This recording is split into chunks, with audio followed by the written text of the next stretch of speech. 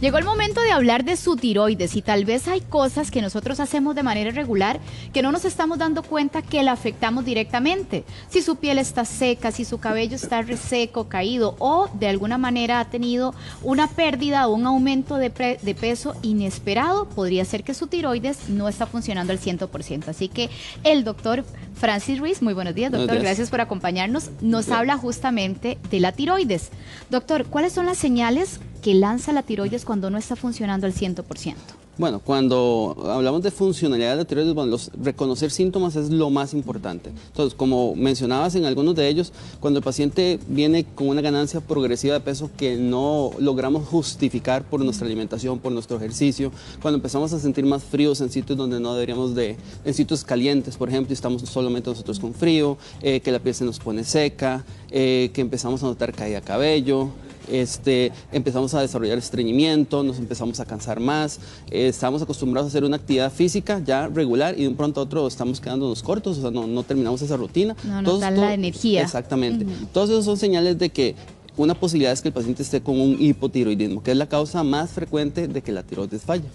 Ahora, doctor, ¿cómo afectamos nosotros el buen funcionamiento de la tiroides? ¿Qué estamos haciendo mal?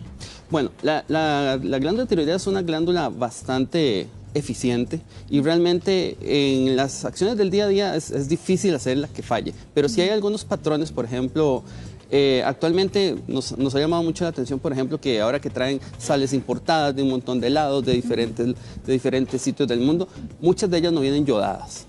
Entonces, ¿qué es la situación? Si nosotros no tenemos un aporte adecuado de yodo, eso va a hacer que empecemos a presentar esta deficiencia, y esta deficiencia es lo que genera que el paciente pueda desarrollar bocio y eventualmente hipotiroidismo. Eso antes de los 70 en este país, nosotros era donde veíamos la gran cantidad de pacientes que se ven con esos meros bocios, sí, los huechos que llamaba la gente, sí. Pero que después de los 70, cuando se yodó la sal por ley, ya eso lo hemos dejado de ver. Ahora hemos visto como ese pequeño repunte, pero ha sido por esto, o sea, porque la gente está consumiendo este tipo de sales que no vienen yodadas. O sea, hay que verificar que sea sal yodada, entonces, la que estamos consumiendo, doctor. Exactamente. Doctor, si yo tomo bebidas muy cargadas de azúcar, con mucha cafeína, ¿eso puede incidir en el funcionamiento de la tiroides? Ahí, digamos, el concepto que va detrás es que si yo soy un paciente hipotiroideo, que siempre paso cansado, con sueño, decaído, entonces si yo consumo bebidas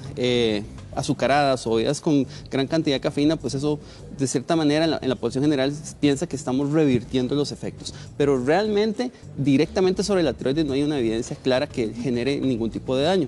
Lo que sí es cierto es que si usted es un paciente hipotiroideo y está tomando tratamiento, el hecho de consumirlo con el café o con este tipo de bebidas sí limita mucho la absorción. Y entonces, en la práctica del día a día, cuando nosotros manejamos pacientes con hipotiroidismo, eso es una causa súper frecuente de que no los podamos nivelar. Porque el medicamento al no absorberse, entonces no tomara nada, es como si no lo tomara. Entonces, per se, directamente contra la tiroides, no tiene esa potencialidad de producir daño. Pero sí, en el paciente hipotiroideo con tratamiento, sí.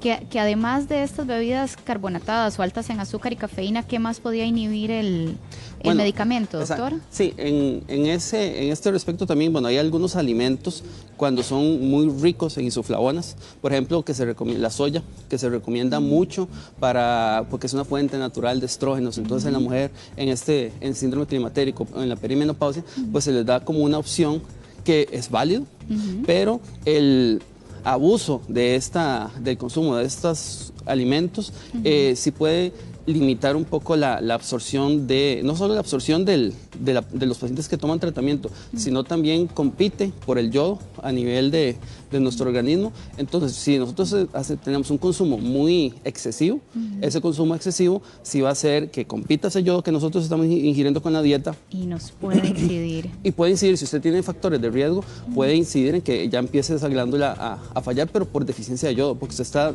metiéndole al organismo una sustancia que está empezando a competir con eso. Entonces, esos son... ¿Y cómo regulamos ese consumo? ¿Lo sacamos del todo o qué es su recomendación, doctor? No hay que sacarlo del todo. O sea, cuando nosotros tenemos un consumo rutinario, o sea, un consumo dentro de los rangos normales, o sea, no es que todos los días consumimos 3 veces al día un vaso de soya.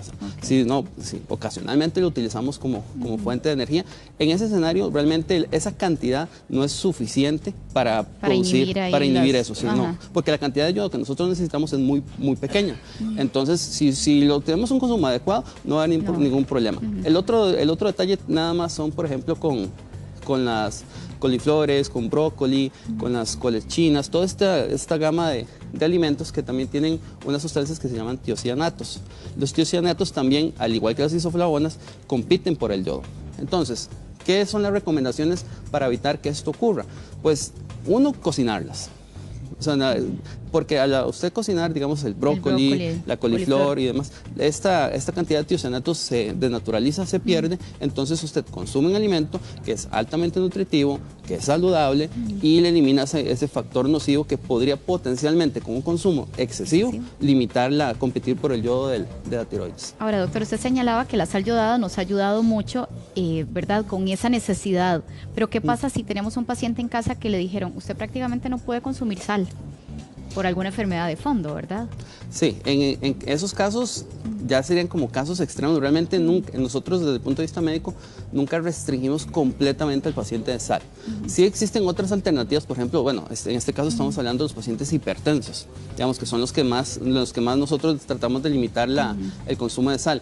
Existen otras opciones, ¿verdad?, que es como el yoduro de potasio, que también se puede conseguir, que le da ese sabor salado a la comida y también vienen enriquecidos con yodo.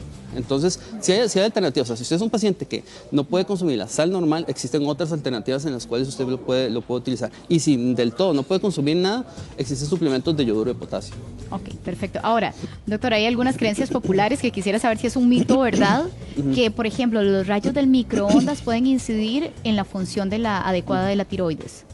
Sí, eso es una creencia popular, pero realmente no es cierta. O sea, los rayos, el tipo de radiación que produce daño a la tiroides y a otras partes del cuerpo es la radiación ionizante. Los microondas lo que es energía eléctrica, energía térmica, pero no es radiación ionizante. Entonces, al no ser radiación ionizante, no tiene esa potencialidad de producirle daño. Entonces, no hay que tener temor en ese sentido. O sea, realmente el factor de riesgo para cáncer de tiroides actualmente con la radiación es, por ejemplo, los pacientes que por X o Y razón previamente tuvieron que recibir radiación a cuello. Por ejemplo, los pacientes que tienen linfomas o tumores de cuello, por ejemplo, de amígdalas y demás, que tienen que recibir radioterapia, esos pacientes sí tienen un mayor riesgo de tener problemas en su tiroides. Doctor, el bocio, ese crecimiento que uno ve en algunas señoras todavía, en su mayoría, ¿a qué se debe ese crecimiento? Bueno, actualmente, antes de 1970, era por deficiencia de yodo. Todavía nosotros vemos como casos muy aislados que quedan por allá, digamos, gente que vive en zonas rurales que a veces consumen la misma sal del ganado como su fuente de sal, que no está yodada. Entonces todavía vemos casos esporádicos, pero ya realmente es menos. Después de los 70, realmente este bocio que vemos está básicamente dirigido por una predisposición. O sea, nosotros tenemos genes que nos predisponen a desarrollar bocios. Por eso siempre usted se va a dar cuenta que cuando nosotros estamos evaluando a un paciente por un problema de disfunción tiroidea o si tienen bocio, siempre les preguntamos por familiares. Porque hay una línea genética que favorece. Carga. Muy bien. Que favorece. Le agradecemos mucho su tiempo, doctor Francis Ruiz. Un placer tenerlo acá en nuestra casa.